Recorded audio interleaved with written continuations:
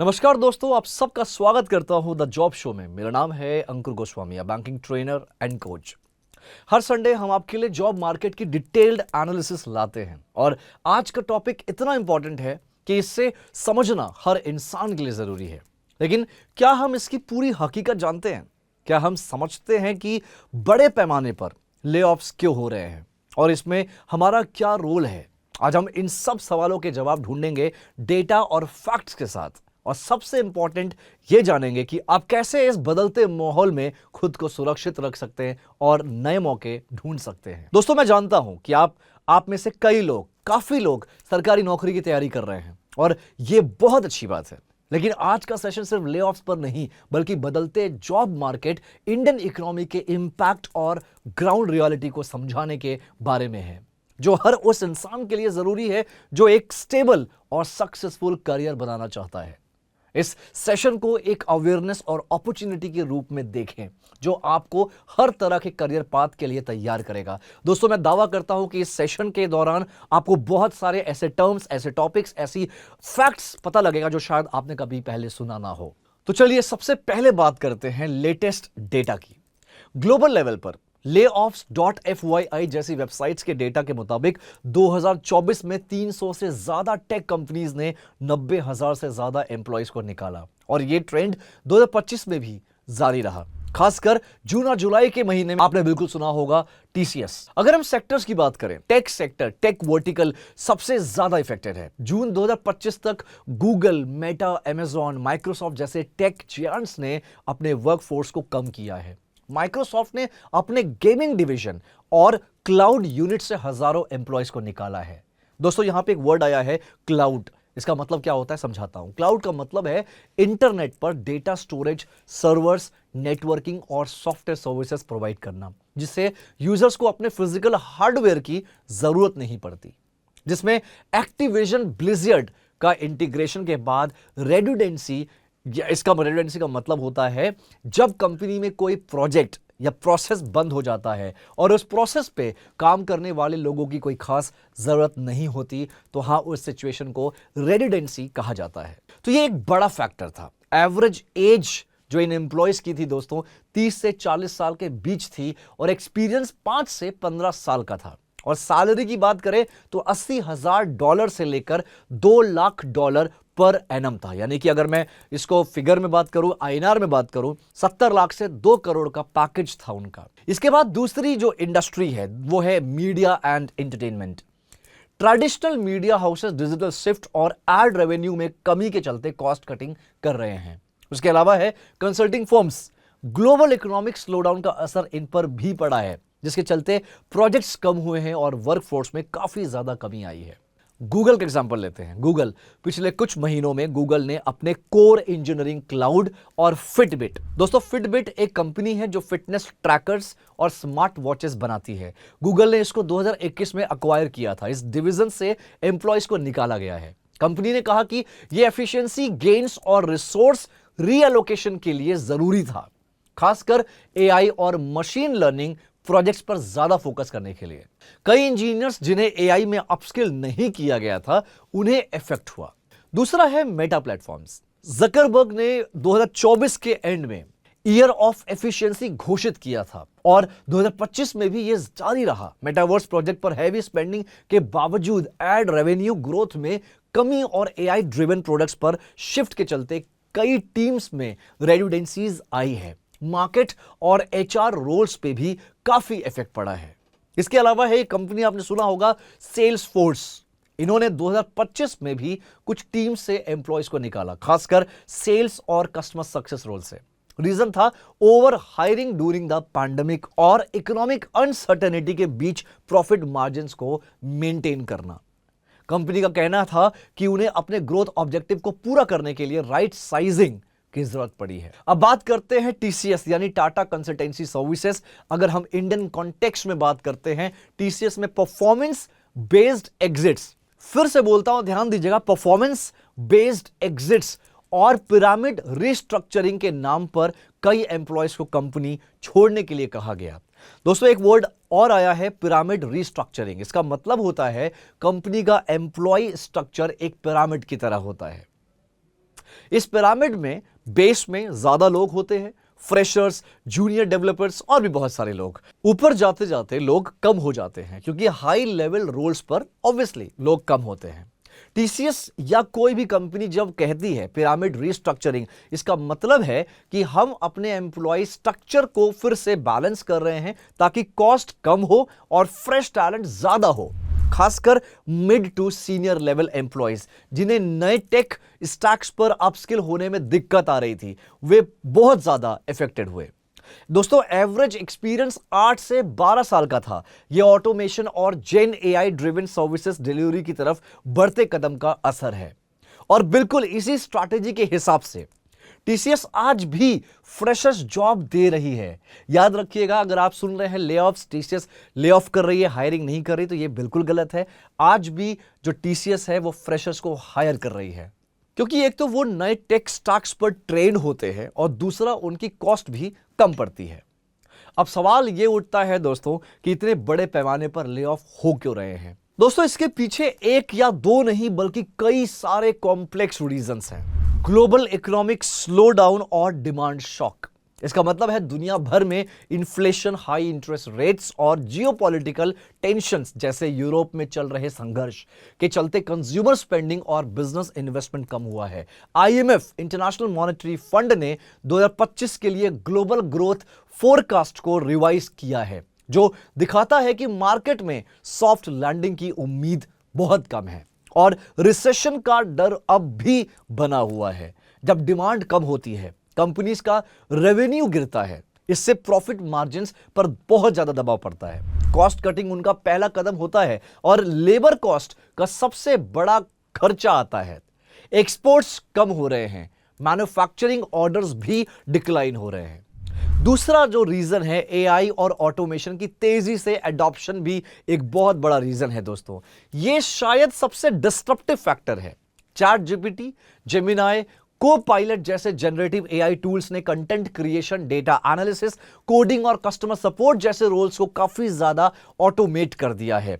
एक कंपनी है, आपने सुना होगा, मैककिन्सी एंड कंपनी की एक रीसेंट रिपोर्ट के मुताबिक 2030 तक ग्लोबल वर्कफोर्स का 30% तक ऑटोमेशन से इफेक्टेड हो सकता है और यह प्रोसेस अब तेजी से शुरू हो गया है।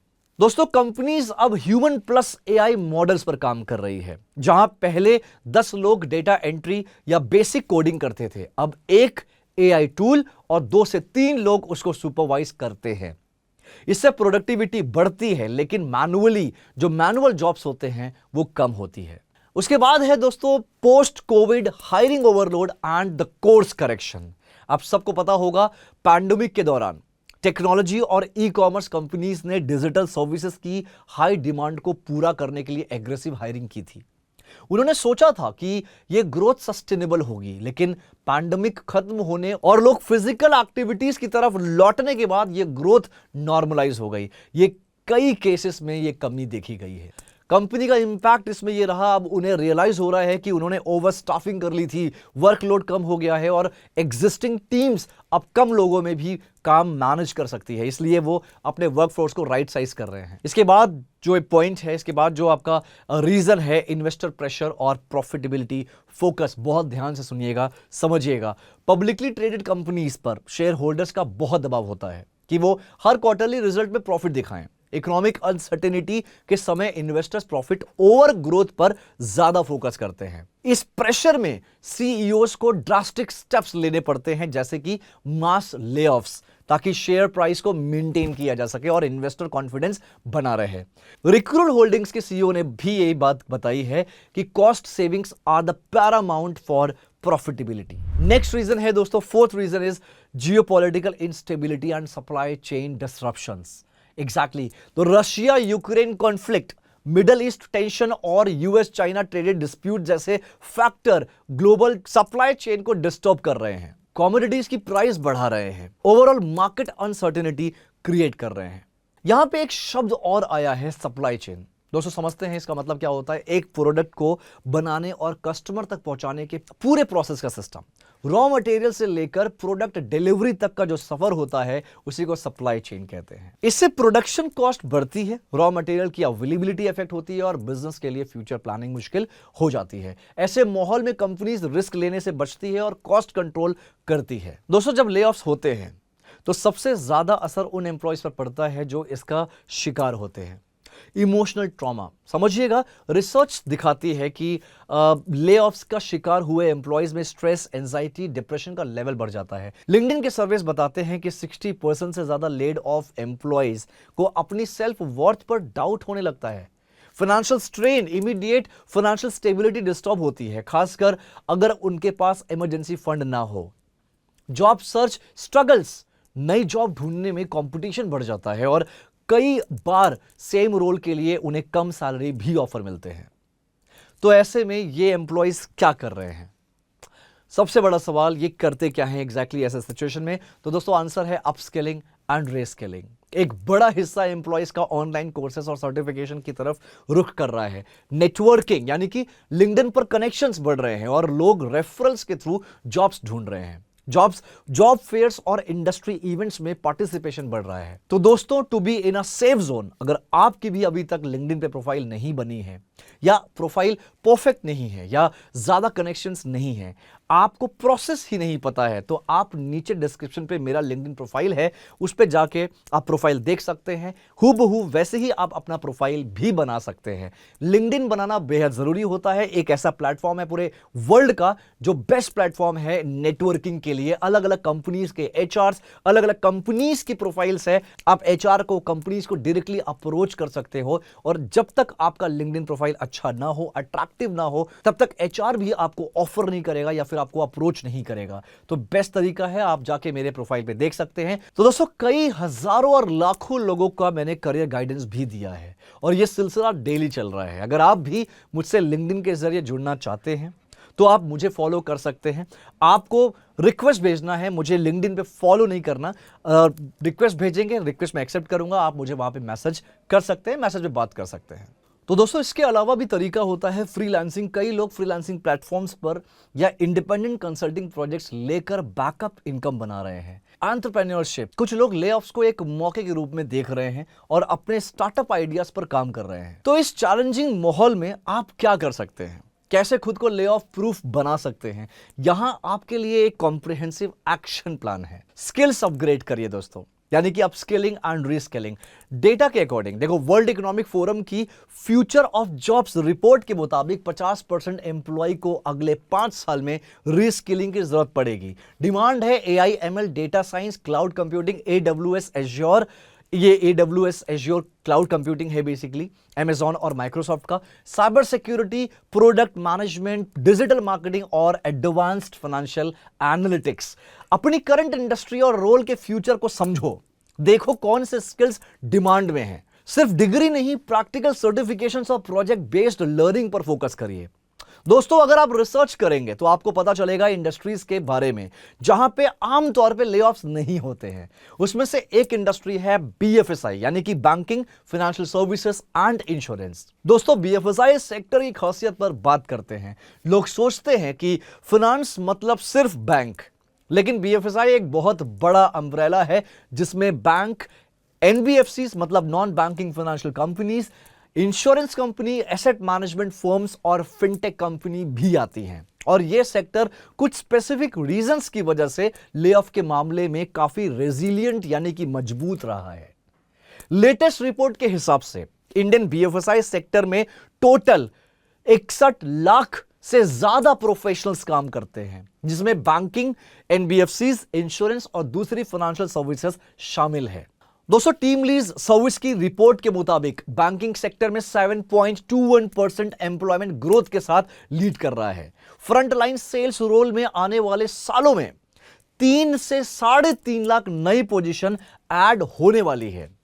सैलरी की अगर बात करें तो सैलरी की शुरुआत अगर आप एंट्री लेवल से करते हैं तो 2.5 लाख पर एनम से लेके 2 से 3 करोड़ पर एनम तक सैलरी होती है, इससे ज्यादा भी होती है। और इन कंपनीज में तमाम लोग ऑफिसर लेवल से ज्वाइन करके टॉप मैनेजमेंट तक पहुंचते हैं। दोस्तों यहां एक चीज जरूर मेंशन करना चाहूंगा, बड़ी टेक टूल्स एंड फ्रेमवर्क्स हम सुन रहे हैं, एआई एमएल की बात कर रहे हैं, क्या इन्हीं वर्टिकल्स या सेगमेंट में जॉब्स हैं? क्या इन्हीं में फ्यूचर है? मैं यहां क्लियर पिक्चर देना चाहता हूं आप सभी को। एआई दुनिया के लगभग सभी रूटीन या रेपिटेटिव जॉब्स को टेक ओवर कर रहा है, लेकिन कुछ जॉब्स अभी भी हैं जिसमें ये अभी टेक ओवर नहीं कर सकता। अभी कोई प्लान नहीं है जिसमें सोशल स्किल्स, इमोशनल इंटेलिजेंस और पर्सनलाइज्ड कस्टमर इंटरेक्शन चाहिए होती है, उन्हें अभी भी ह्यूमंस ही अच्छे से कर सकते हैं। दोस्तों एक रीसेंट ग्लोबल स्टडी ने बताया है कि एआई के एडॉप्शन के बाद उन जॉब्स में 5% से ज्यादा इंक्रीज हुआ है जहां सोशल स्किल चाहिए होती है। एआई उन्हीं जॉब्स को रिप्लेस कर पाता है जहां लॉजिकल, रिपीटेबल या डेटा ड्रिवन काम आता है। फाइनेंशियल टाइम्स का आर्टिकल मैनिक्योर इकोनॉमी बताता है कि एआई के टाइम में भी लोग उन सर्विसेज में इन्वेस्ट कर रहे हैं जहां पर्सनल टच चाहिए होता है, जैसे beauty, wellness, counselling, wealth relationship managers और भी बहुत सारे।